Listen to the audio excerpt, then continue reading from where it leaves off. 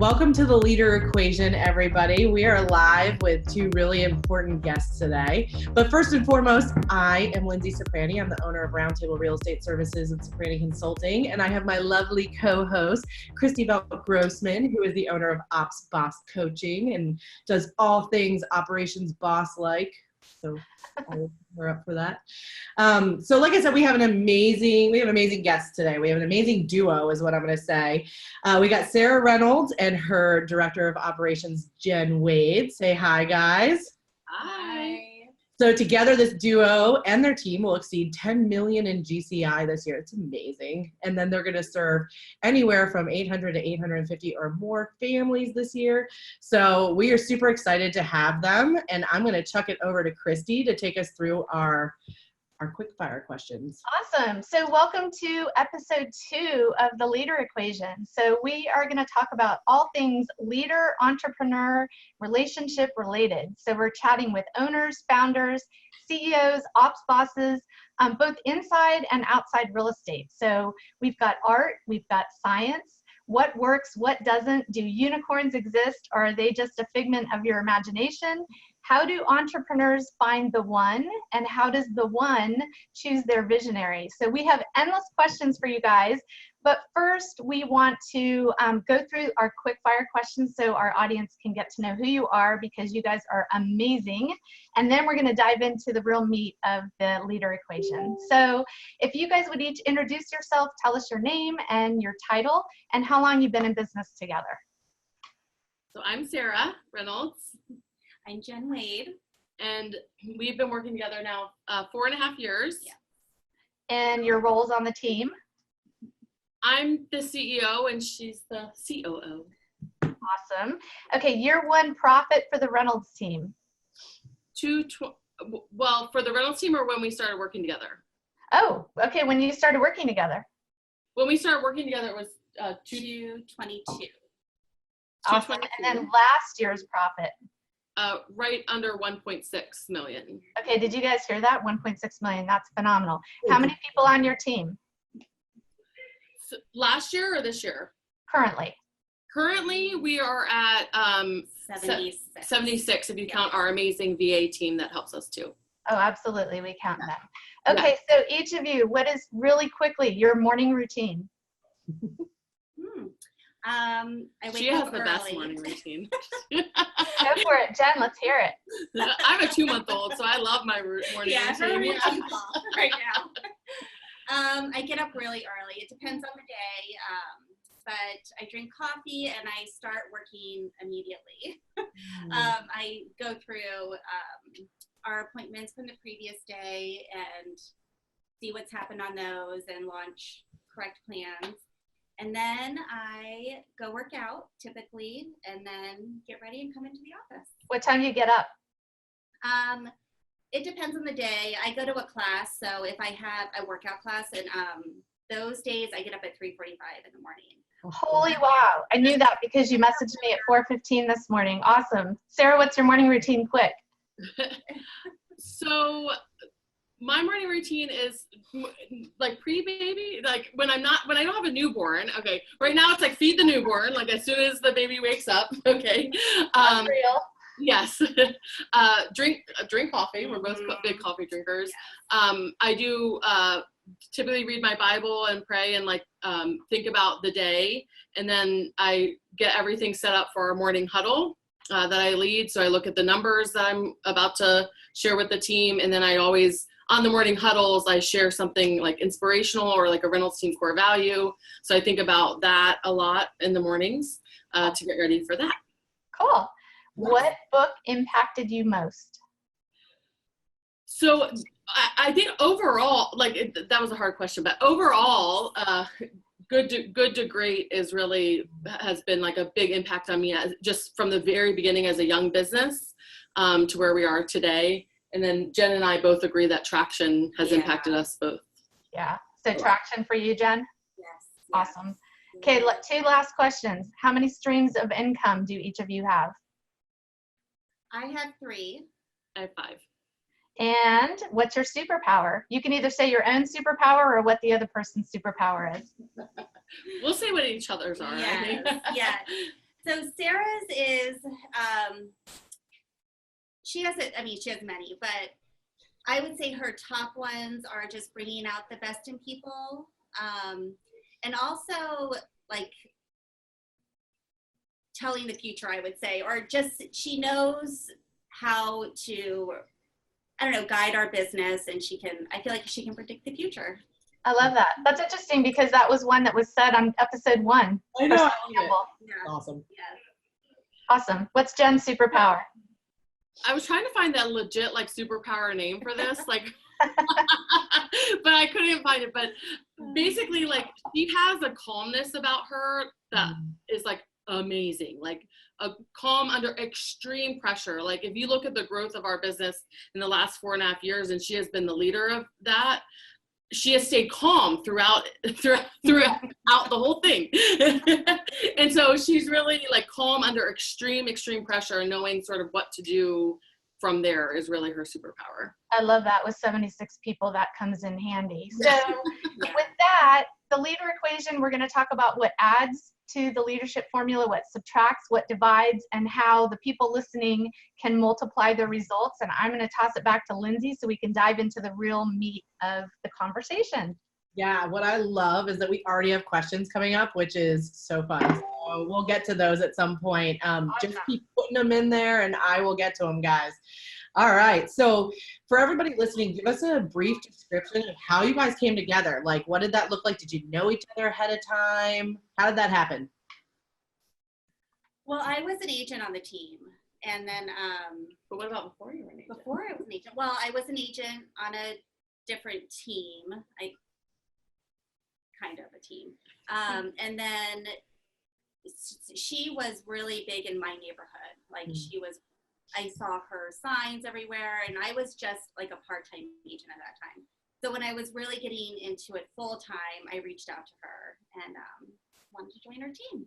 We went to Starbucks. Yes, yeah, we met at a Starbucks and hit it off immediately, and I joined the team right after. So yeah. Yes. Yes, which has been huge for her role today, in my opinion, like huge. And so she was an agent for about a year. Yeah, right? a little over a year on the team. Yeah. And then my original director of ops, who was with me for 5 years, her plan was always when she got pregnant with her second baby, she would stay home. So I knew when she announced that she was pregnant what was coming, even though I was, at the time I was praying, for that to be different. Yeah. But of course, God had a bigger plan. And so I announced to the team saying, hey, Katie's staying home, taking a sabbatical. I still say she's on a sabbatical, but she's taking a sabbatical, and then she's going to be, if this opportunity has arisen on our team, if you know of anyone. So I was really taken back that night. I think Jen sent me an email saying that she wants to apply. And I was like, at the time, she was actually our number 1 agent. Year to date. Yeah, she was really ramping up. And So then we have to ask you, because I already got the question popping up, disc profile, Jen. Yes, I'm a high S, high C. Okay, so very just in sales still with the calmness and wonderfulness of you. Yeah.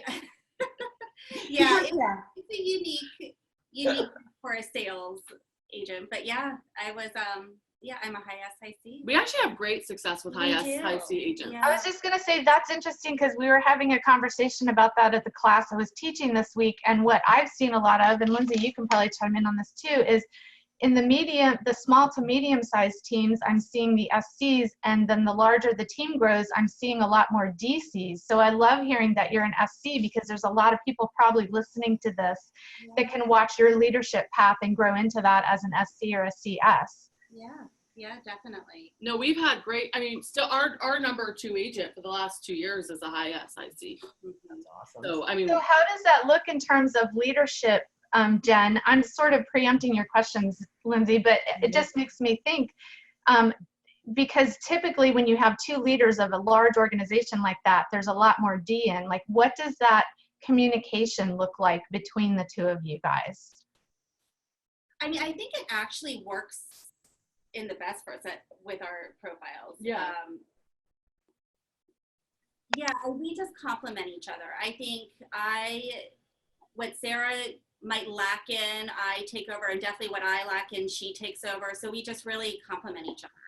And I think one hard thing that a lot of times the DISC, on the Abelson report, it does rank like sense of urgency, but I have a extreme high sense of urgency, Yes. okay? And I'm a big believer, like speed of the leader, speed of the pack. So it's my job to like keep us up and going. But one thing that's great is like she matches my sense of urgency. That's like, even though she's a SC, we have a very similar, like I can say something and I know that it will get done, and it will get done in the right time frame, and I don't even have to worry about it. And so I think that that's been a big thing, is like, I love that distinction. That's a great distinction for rainmakers out there, because I hear that comment a lot. I want someone who can move fast, but they also need someone who will balance them. Yes. Yeah. Well, and you know, a lot of agents that are probably listening right now are thinking, well, I'd be afraid to put her into an ops position and to give her all that, because she's going to see the checks that come in and they're going to be high, and she's going to want to go back to sales. Did you guys have any of that happening at all, or do you think about that at all? No, I don't think about that. That's never actually crossed my mind. So what about the position was like, what drew you in? Like what, because obviously it's not money, right? Yeah, no, it wasn't money. Well, she makes good money. I do, yes. I I mean, she helped me build this thing, so yeah. But that wasn't why I took the position. No. Exactly. No. Yeah, it wasn't. And that's probably why that doesn't ever affect me when I look at the numbers, because I am valued here. And you know, because at the end of the day, you know, salespeople, we always say it's unlimited earnings, right? You have the unlimited potential, and so, you know, I hear that. Absolutely. Okay. And I think you know what? That's actually a good thing. Let's talk about that, because there are a lot of people that also will not pay for good operations people. Well, I think, to be honest, I mean, it's like when you take like a marriage conference course or whatever, and they're like, it's not 50-50, everyone needs to give 100%, you know, in a marriage. And so like, this is like a work marriage. And so like the thing about both of us is that we give this 100%. And when that happens, the growth we've taken off, right, in the last 4.5 years together. And so because of that, we have been able to add other streams of income, like a title company and other that she's part of. And like, and when you show your value as an ops boss, as Jen has, like any type of leader is going to look at that and say like, wow, like I want to keep that person for a long, long time, because we can do even more together. And so I think it's a limiting belief to think that ops can't be unlimited income, in terms of, because if you really give it your 100%, I think it definitely can be in the end. So you're gonna get so many emails. It's gonna be I know. You guys, if you like that, let me see the hearts on there, because I think that was a really, really important point. Jen, what was it that attracted you? We often get from the Rainmaker, like, I'm looking for someone like Jen. What was it that attracted you to Sarah? And why have you stayed with her so long? Well, she is, first of all, she's just an amazing person, and you know that, like, she cares about you, and you genuinely feel that all the time. So that is probably the main reason why I stay with her. But everything else, she brings out the best in me. She pushes me. She makes me, you know, I've grown so much. I know, but do a podcast out of my comfort zone. But the wizard had to come out from behind the screen today. Exactly.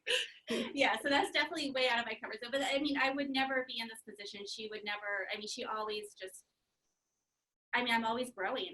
Since I've been in this position, I mean, I feel like I'm a different person. I just am constantly growing, which is amazing. And Sarah, why is Jen your one? Like, you've been together how many years now? 5? Yeah, almost 5. That's a really long time in operations world. Yeah. So why is she? What is it about her that we know she has calmness, but what else? Why is she your partner? Because I think you guys operate as partners very much. Or honestly, it's trust. Like I trust her like 100% she has my back constantly. We think alike culturally for our team. So a big part of our team is like a strong culture, and that's how we cut people. And what's really important for me with any leader in the Reynolds Team organization is that they match our care for our people. And I know that if I'm out having a baby and something needs to be addressed with someone, a fierce conversation needs to be had, or something needs to be addressed, or a problem handled, she's going to handle it almost identical to the way I would handle it, to where people know they're cared about, but at the same time, there's some type of accountability that goes with it. And so I think a lot of it has to do with, we don't talk that actually as much as you would think we we are 100% partners, but we almost run at the same, like we think alike. Like it's so funny, like 2 nights ago, she sent me a text and was like, said, this is what your first book should be, the title of your first book, she sent me. And I said, oh my gosh, I was like, that's so weird, because I literally have been thinking, but I've never thought about writing a book, but just this week I started thinking maybe I'm going to write a book. And then she texted me, this is the title of your first book. It's like, I can't explain it. So how long did it take to get to that point? So you had a year on the team before you were in the role. Did you step into the role with that trust because of the year on the team, or did it still take time to develop? It developed. Yeah. It definitely developed. And it developed for me in terms of like letting her, seeing the way that she handles things, and asking her, what are your thoughts on this? And, talking it through. And of course it develops and gets stronger as time goes. So Sarah, what advice would you give? Sorry, Lindsay, I have so many questions around this because I get these questions on coaching calls all the time. What advice would you give rainmakers listening today for how to develop that trust? And then I want the reverse question too. What advice would you guys give to the director of operations that wants that trust but hasn't bridged that earning the trust gap yet? I think as a rainmaker, like, first of all, you have to give them the time to shine, like, meaning like a lot of times, because we have high senses of urgency, we many times will step in and not let them do what we're asking them to do. And so you've got to give them the time to show you that they can do that, or that they're thinking that, and then ask questions. I think I would ask her a lot of questions in the beginning of like, well, how are you going to handle this with this person? What are you going to say? And, and so because of that, I think I was like, okay, that's exactly how I would handle it. And so she started earning my trust as sort of we went on. Yeah. Was there ever a time though when like Jen made a decision and it was like, oh, that's not the one I would have done? And if so, what did you guys do to correct that? Like, what was that conversation? Maybe not. I'm sure it's happened.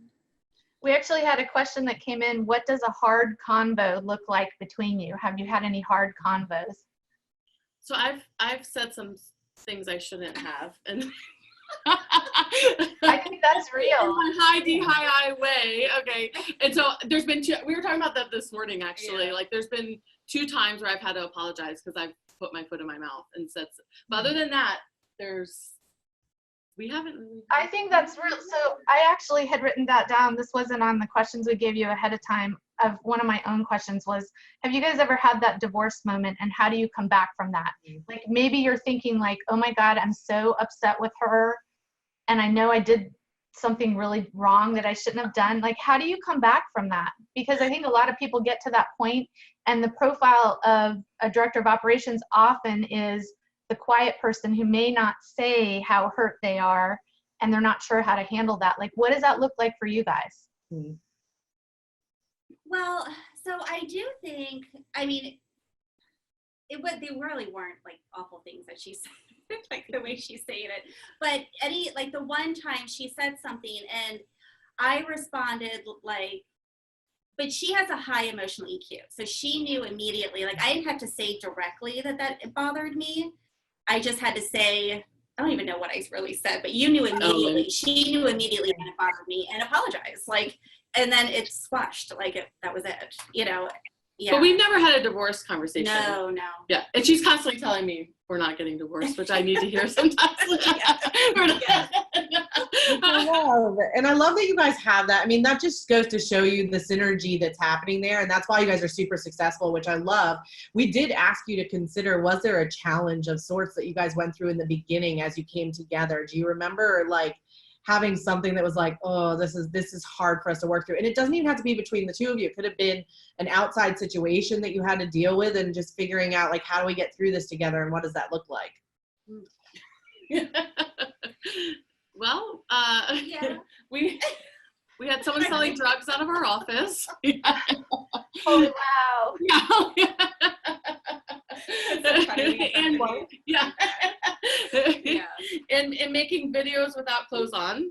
No, that's Yeah. I guess with a team of 76, you see it all. Yeah, we've seen it. We've seen Really? quite a bit, and that was probably, I would say, what it all went down the same day my dad and my grandparents got into they almost died car accident that took, they're still recovering from that car accident. That was, how many years ago now? Three years ago.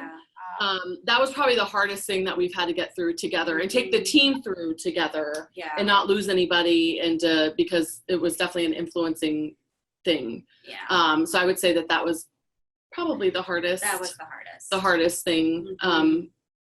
What did you learn from going through that? I know, so I told you we'd send you all the questions ahead of time, sorry. Yeah, that's okay. I think the thing that we learned was how important our culture is. Mm. And The biggest thing I learned is leadership has to be proven before hiring in, and the best leaders in my organization have come from within. So like making sure that someone proves themselves first, because I made some mistakes there, was probably the biggest thing I learned through all of that. yeah. I love that.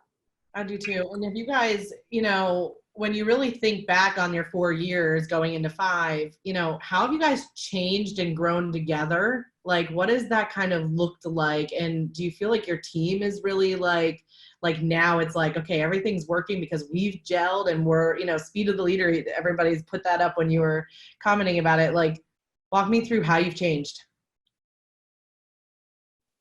How we've changed.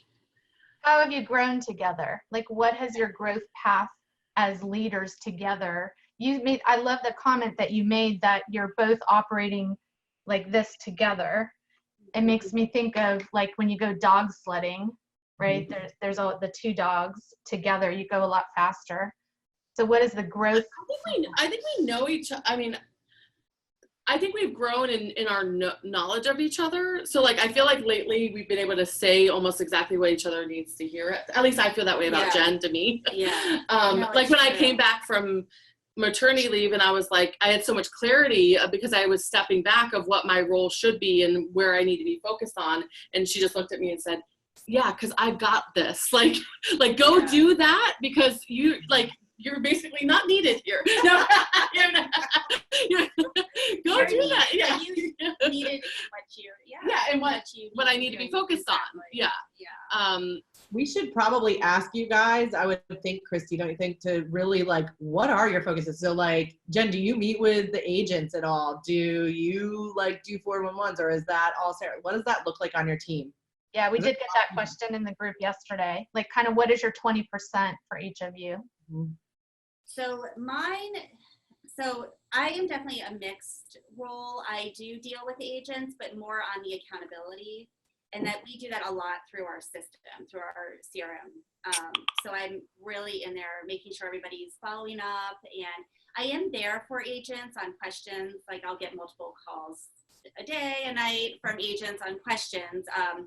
But as far as meeting them face to face, I used to some agents, but now I'm more focused on the operations and the accountability in the system. So she puts eyes on every single person we meet with, and which is, depending on the week, anywhere between 50 to 100 families. Wow. In our system, and then she makes sure that the ball's not dropped on them.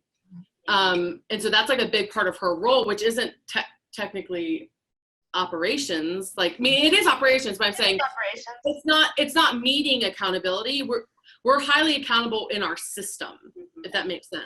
Yeah. And she's overseeing it to make sure that the things are happening that are supposed to happen. I love that. I think you guys have had to evolve to that accountability in your systems because of the scale, Yes. You can do it the other way at a smaller level, but at this level, you have to leverage your systems much more.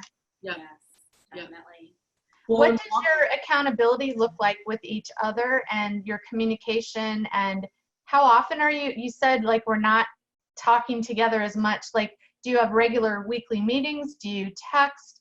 Do you hold each other mutually accountable, or is it a one-way accountability? What does that look like? So we have our leadership meeting with our entire leadership team every Monday. And then we have a one-on-one. Well, every 1 to 2 weeks, but our offices are right next to each other. So Like this is the door to her office. Yeah, it's right there. Which is right. Yeah. Yeah. To get to my office, they have to go through that office. Yeah. But we're constantly texting, slacking. We Slack on the team. So slacking each other. Yeah, we're always in communication. Walk us through, how do you make sure, so like say you have an agent that comes to you, Jen, and they are upset about something, does that get clearly communicated to Sarah, or you handle it and it's your thing and it's your baby and you guys don't even worry about passing that back and forth? I try to handle it. Which has been huge, by the way. Like, Yes. I don't know about half the stuff that goes on around here, and it's good. Yeah. That's really good. Like that's been one thing that has been such a game changer with me is like she keeps very limited unless she knows that I need to know about it. I typically don't know about it. Yeah. So What is something you'd need to know about? It depends on if it's certain agents. I definitely bring that to her attention. And then also if it's anything culturally or that she might need to be aware of, I let her know. But all the little problems I just try to handle. I want to dive in a little bit deeper there on the culture thing, because I know about your team. I know Sarah before I knew Sarah from the people on your team, talking about how awesome it is to be on your team. And I don't hear that a lot around the country. I think it's really, really unusual. And I will tell you, I was driving to lunch with my husband in my car this morning, and he said, if I ever get my license, I'm going to be on the Reynolds team. Really, that's what he said. So I would like to know on the leadership we are side. hiring. I'll let him know. He works for a church right now. I'll let him know. But on the leadership side, like what is the leadership's role in culture? How was your culture developed and how is it maintained? Just talk to me a little bit about that, because we're talking about the leadership equation here. Like, what does that look like on your team? So, I mean, first and foremost, it's all about serving those that you lead. I mean, that's the foundation of you cannot be a leader on our team if you don't first show that you will serve. Yes. Yeah, you must. And the way that I view servant leadership is first by making sure that all of our team is set up by providing value to those that we lead. So like, for example, I see a lot of teams that come together and they want to hire agents and things like that, but then they have no value that they're providing the agent. And all they talk about is the database that the agent's bringing them, which is to me, that's very one-sided. So you have two choices. You can provide value or you can extract value, right? And so as the leader, your job is to provide value. And so I think that you have to first have that as the foundation of the culture. And I think that has been the foundation of our culture. And that's why a lot of people stay for that reason, I would say. Maintaining it is the harder part. Especially when you're growing. Yes. Yeah. Yeah. It's hard, but it's always it's leading by example. We're constantly talking about our values and how important our culture is. If we see an issue, we address it immediately. Transparency, I would say. Like I'm very real with the team. Like I will tell them if I'm struggling with something or if what's going on with me personally. I'm very transparent with them. And so then I want them to obviously be transparent with us. But just making sure that we're being who we really are, and then talking it through with them, being able to say, I'm sorry, you know, and admit when we mess up, because we have messed up a lot. Yeah. And that's also like everybody, I do feel like everybody on our team knows they can mess up, and it's not like you're in trouble, like you can mess up and let's just learn from it. And well, let's talk about that with some real examples, because I think we hear this a lot. Lindsay, you tell me if I'm guessing you hear this a lot too, that there are a lot of struggles with rainmakers who can't let go and let people fail forward. So what does failing forward look like on your team? Like, what's a real reality of that? Well, I mean, maybe I'll start with talking about on the agent side, and maybe you'll talk about on the ops side. Yeah. On the agent side, it's like a lot of failing on conversion. Mm-hmm. They're held strictly accountable to doing their job, which is to go out there and convert clients to work with us. And so there's been a lot of, we will work with the agents pretty hard on getting them up to speed on conversion, a lot of trainings, which means that at times they're going to lose business. So I have to be okay with the fact that we're going to lose some business for them to learn, but then they end up being stronger because they were able to learn through it. Whereas if I just do it for them, or if we don't give them that opportunity, they'll never be able to shine. And so, I mean, sometimes it's like sitting down and saying, okay, like, you have a beautiful smile, you should smile more, you know, like little things that will help them convert on a really like small scale. So I would say for that, being willing to accept that you're not going to convert every single buyer or seller, you've got to let them learn how to convert through it.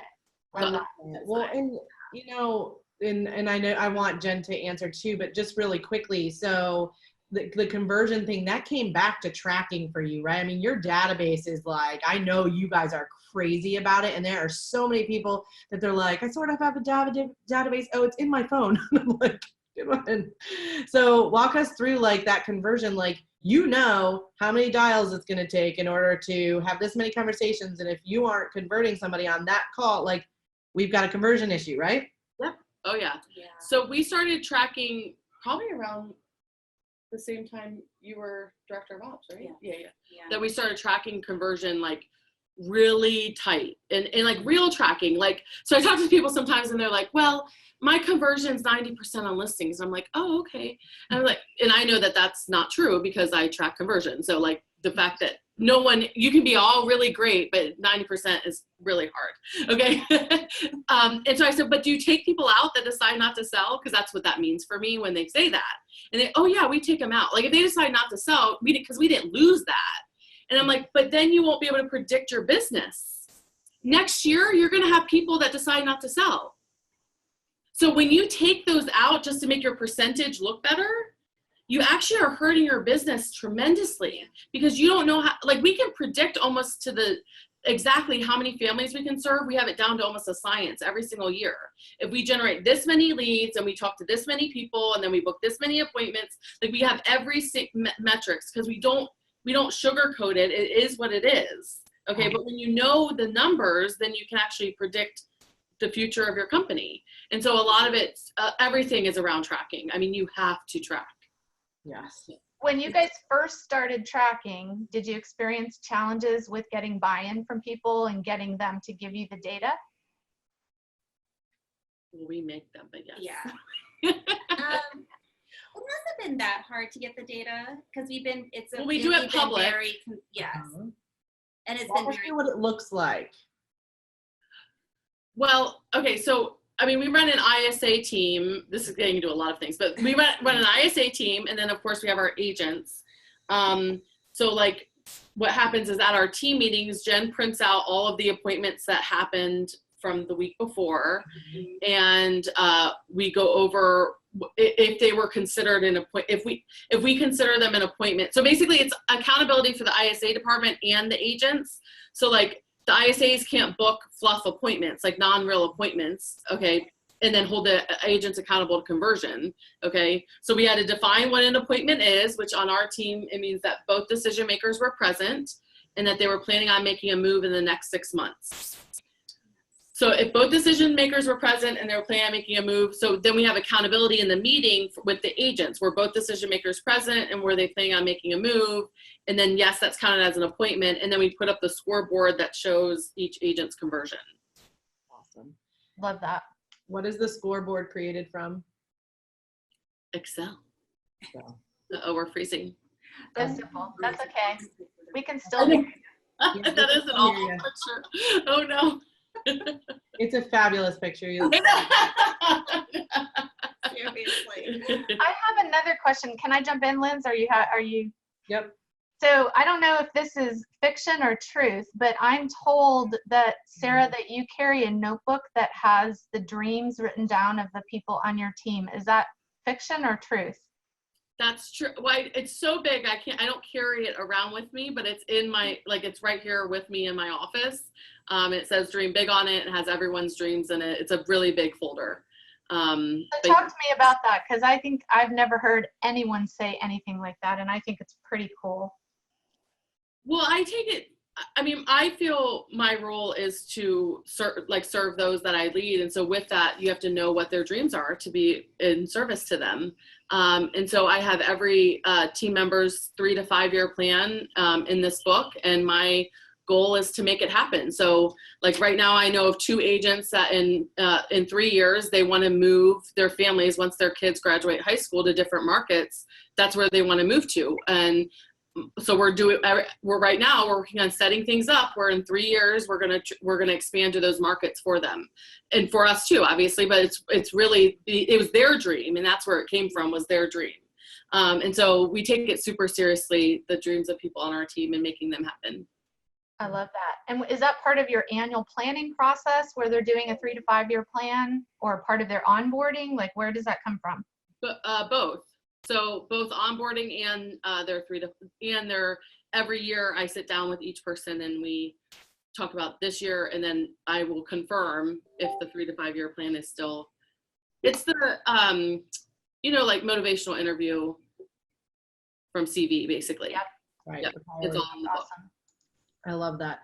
Well, and, I know that we've got, we still have some questions coming in around KPIs and 20% and what that looks like for you guys. And I feel like we walked through some of that, but can you guys walk us through, like, what does the accountability for the agents actually look like on your team? And I would imagine you guys kind of came up with that together and you're tag teaming that a little bit, but what happens like with a newer agent if they're not hitting the goals or they're hitting the numbers, or maybe it's just ISA team that we need to talk about? And what does the action plan look like for that? And who's doing it out of the 2 of you? Or it might be your sales manager, right? Well, we're sort of double sales manager, and so Kind of, we don't have like an official. We lead with a team basically, Yeah. And so we each sort of have our own. And my director of growth also helps with the newer agents that are on our team, with accountability with them. She's doing more one-on-ones with newer agents that come on board, and like group trainings and just making sure that they have the tools to convert, and it's just helping with the trainings with them. So a lot comes down to, like, it's hard to answer these questions without talking first about, like, we really focus a lot on who we hire and making sure that we hire people that match our culture and our heart. And then, like, we don't believe in really giving up on people. Yes.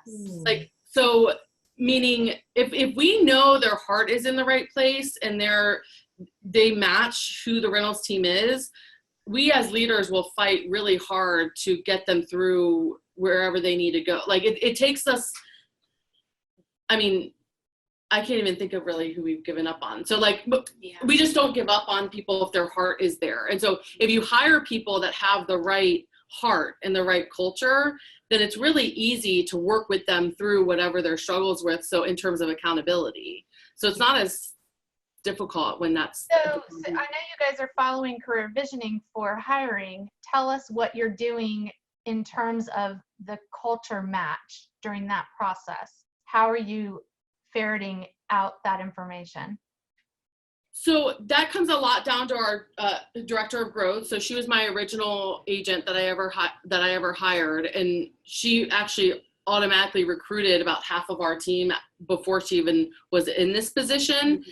And she knows me really well and knows us very well. And so like she gets to know them and their values and whether or not it's a match. She's like one of the best matchmakers basically I've ever seen. that's the best term for her almost. And so she handles all of the CV process, but then also understanding whether or not they match who we are.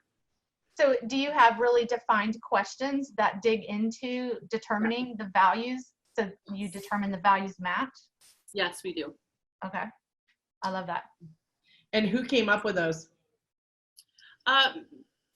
Me and Sasha, my director of growth, came up with those together. Awesome. And so, you know, I would imagine, how many people do you guys think that you're meeting with to have them join the team on a regular basis? Like, what does that bench look like for you? She meets with a lot. I mean, Yes. how many? We start it with like an office tour for agents. We start it with an office tour. I mean, one was like how many people? Oh my gosh, it was probably like 50, 60 Like, people. Yeah. 50.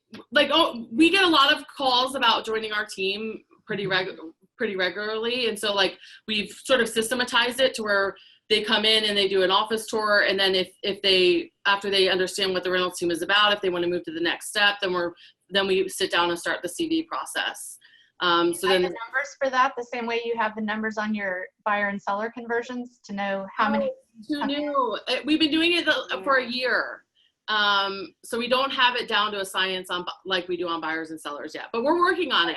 We will, don't you worry. Yeah. Get back next year and get your numbers. Exactly. I mean, you guys, I don't ever hear anybody saying that there are other agents knocking down doors to be on the team. Just, I mean, that is not, we are hired to like cold call tons and tons of agents to find them for certain teams. So, I mean, do you just equate that to leadership and the culture that you're building? And I mean, that is amazing.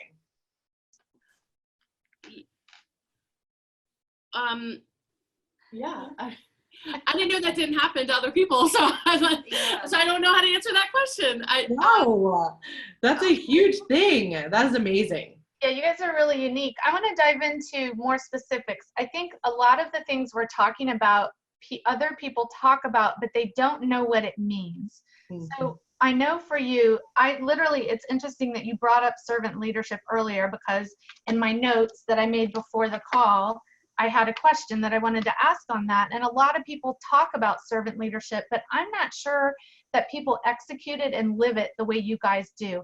Tell me in real life terms, what does that look like for each of you on your team? These questions are hard. I know. I think because it's so ingrained in you, it's what you do every day, but I don't think most teams are living that way. So I really want people to get a picture of what that looks like. Mm-hmm.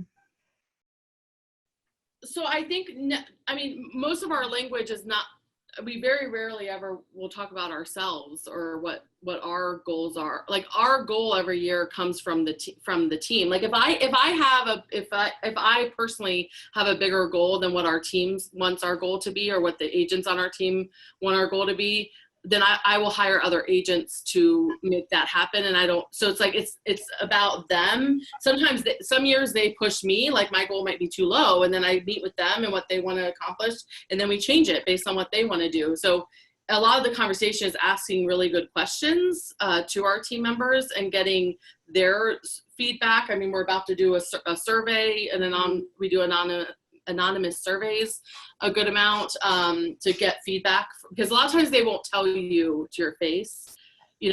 One anonymous survey, I said rate our leadership and if there was anything that I could do to be a better leader, and one of the team members mentioned that sometimes I say that I'm going to do something and then I don't do it. So meaning I'll be coming into the office and they'll say, hey, I just met with this seller and they would really love to talk to Sarah Reynolds. Like, do you mind calling them? And I'll say, yes, absolutely. And I'm walking into the office, right?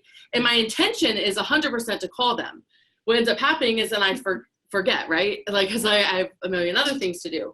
So but from that survey, what I took is I went in front of the team and I said, I thought this through, and you guys, whoever said this, and if one person says something, there's 5 other people that think the same thing. Okay, so, or is it 4? I can't remember what the stat is, but it's close to that. Okay, so I knew that obviously I'd probably done that to other people on the team as well. So I went in front of everyone and I said, you know, this came up on the survey, and I want to first of all apologize and want you guys to know that when I say I'm going to do something, I'm a woman of my word, but I've let you guys down. Let me tell you how you can help ensure that something gets done. When I'm walking into the office, that's not the time to ask me to do something, you know, because I'm going to forget. This is the best way. Go to Lydia or send me an email to where if that happens, then it will happen. And then we turned it around. But being willing to like ask the hard questions, like, what am I doing wrong? How can I improve as a leader? And then being willing to say, yeah, you guys are right. We messed up. And then this is what we're going to do to change it. I don't know if I'm answering your question. I love that. No, that's great. I love that. That's true humility. Yes. And I think it's a, you know, surveying, like we all think people freak out when I tell them they have to survey the customer, right? To like understand how you can be better and how we can get better, which I know you guys do. You know, surveying your team is just, it's such a huge thing.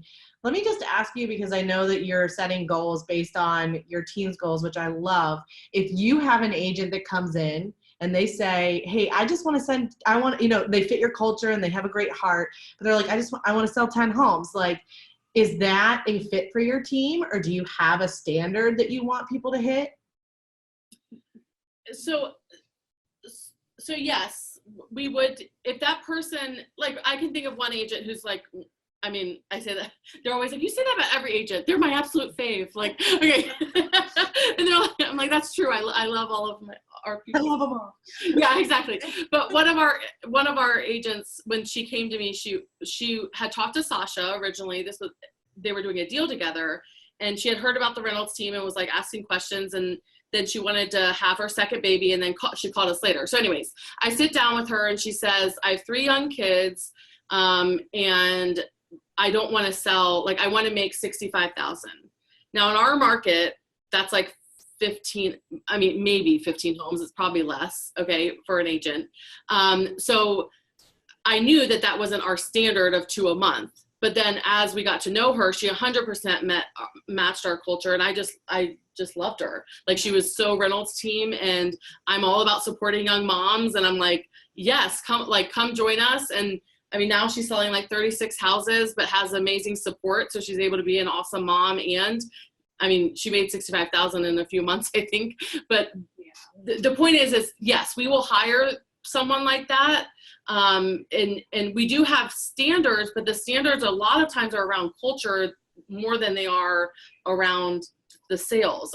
Really is what it ends up being. So what are some examples of that? I love that the standards are around the culture. What would some examples of that be?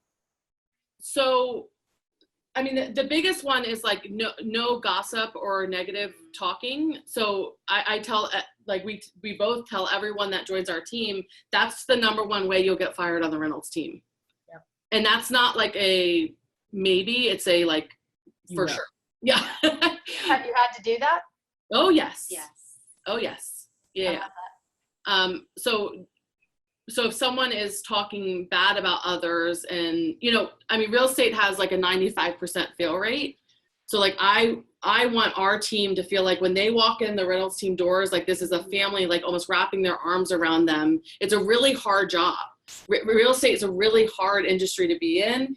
And the last thing we need is like negativity and gossip. And we want it to be a safe place where they come and they feel like this is home, and that they can really be who they are, but not surround themselves with negativity. So for us, like, we protect that to our core. Absolutely. I love that.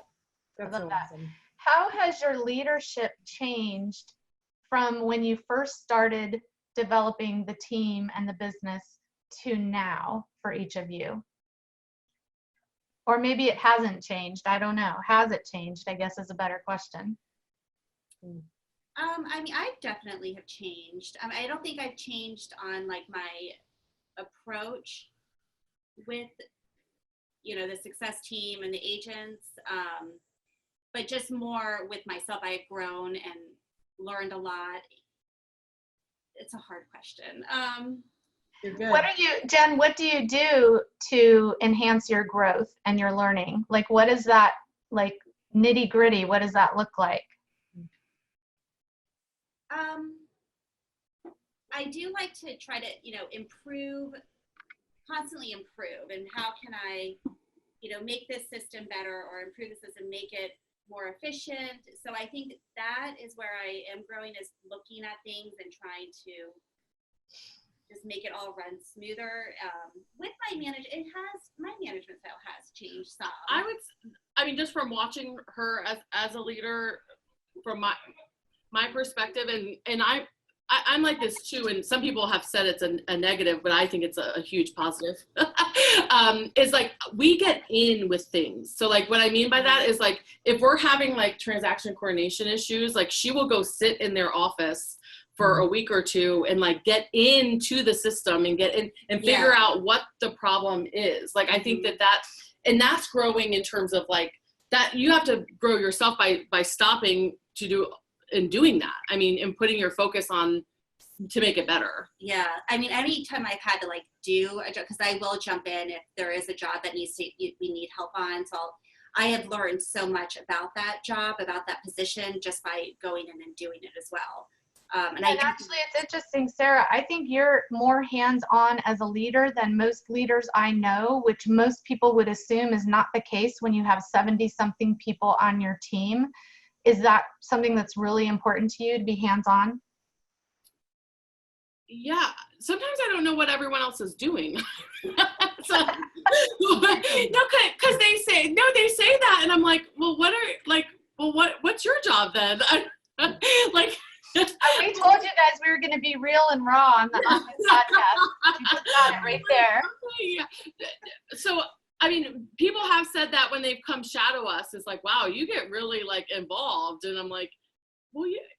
Like, so it's my name on the door. So, my name means something. The Reynolds name means something. So to me, it's like sometimes we have to get involved. Mm-hmm.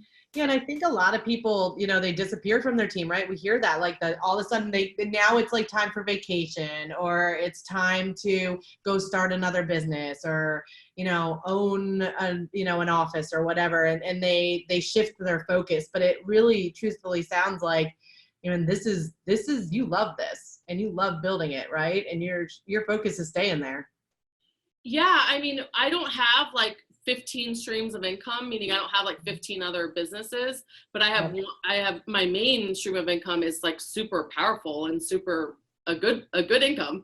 Yeah. So in my opinion, like, to me, the focus, the power of the one thing is very strong in my life. And I'm so passionate about, a lot of opportunities have been, thrown my way and every time I come back to the office and I look around and I said, this is where I'm supposed to be at. And so until God tells me otherwise, this is where you'll find me. So. Sarah, I'm going to ask you a question, and you don't have to answer it if you don't want to, because I forgot to ask you ahead of time if it was okay to ask you this. But you posted on Facebook this week that you had a conversation with Gary Keller, and at the end of it, you got to ask him a question about leadership. I think that's what it said. What was your question and what was his advice? Are you able to share that with us? Oh yeah, I'll share.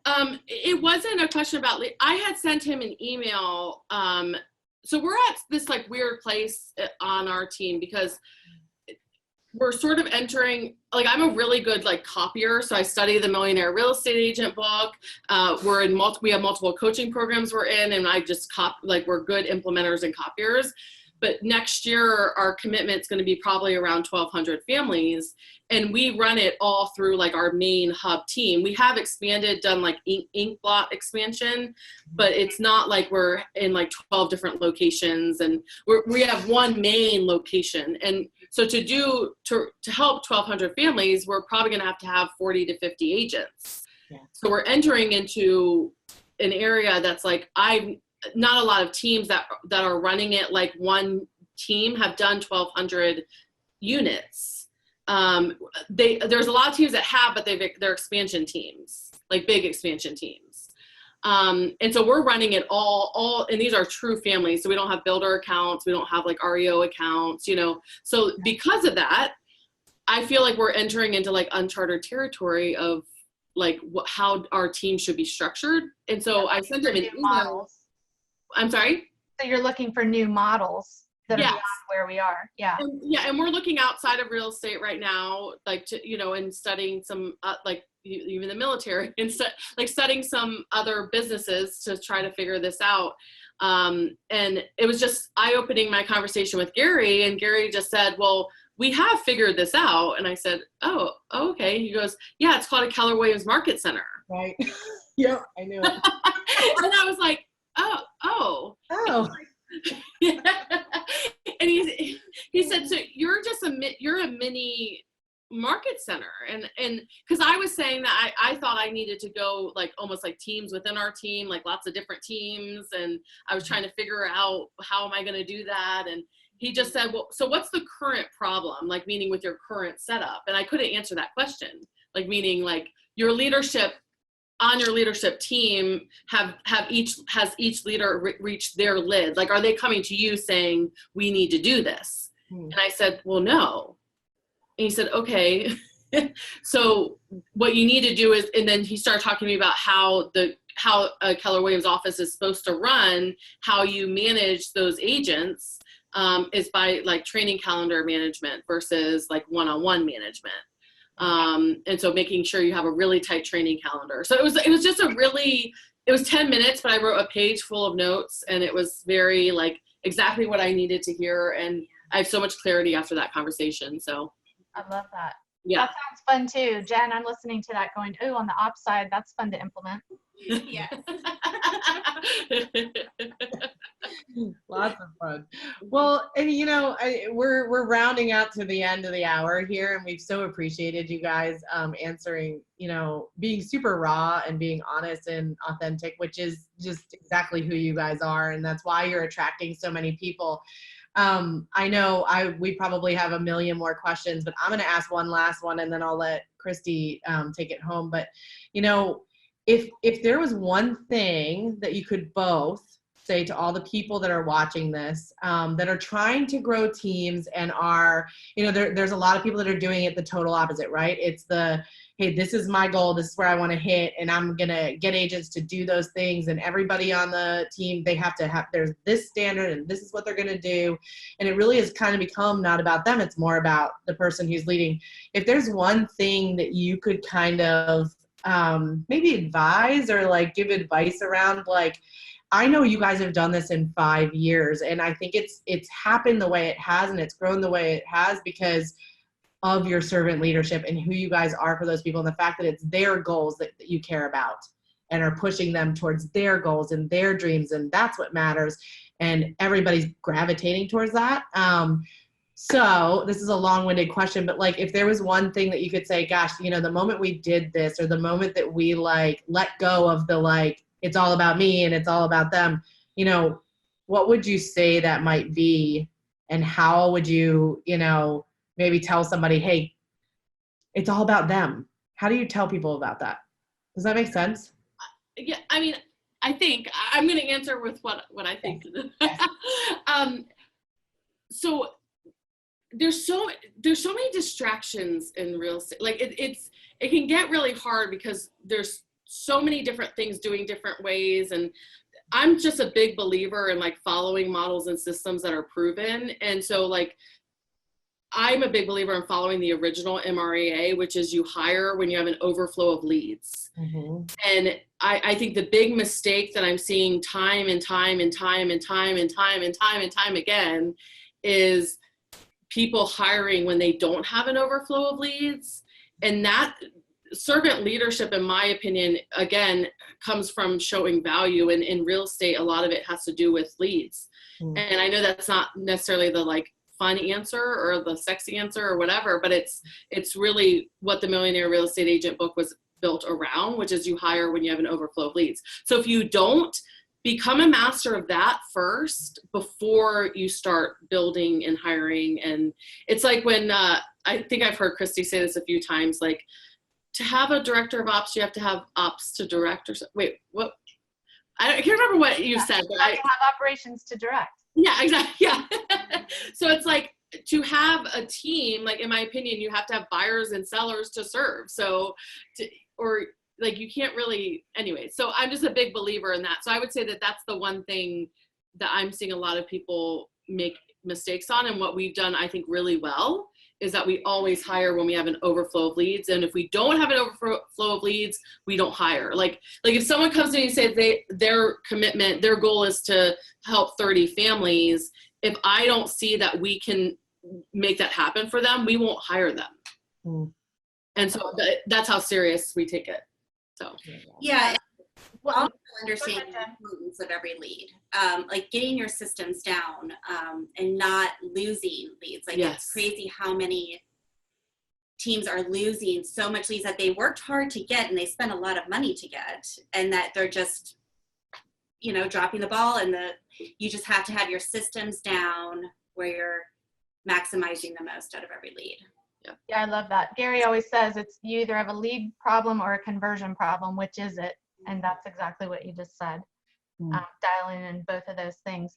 I'm actually going to thank you guys for coming on, and I have a million more questions, but we're over time, and I know that Lydia's probably going, you guys need to be on your next call. But I want to ask, first of all, thank you guys so much for giving us your time. We really, really appreciate your leadership in the industry and also outside the industry. And then Linzee, next week, you want to tell us who we have coming on the podcast? Yes, we have Rock Thomas, who is the owner of KWs in Canada, also was a large agent there, has started the M1 movement, which is the March to the Million, and is creating whole life millionaires, which is not just about money, it's about diet and all kinds of other things. And then his number 2, which is Ken Eslick. So that's going to be a really exciting, it's a different business, a totally different model outside of real estate. So we're really excited to dive in with them.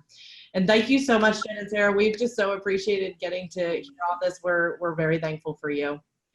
We are so thankful for you guys, and your leadership in the industry is huge as well. And we respect you both so much. Thank you. All right. Have a great day, guys. See you guys next week. You too.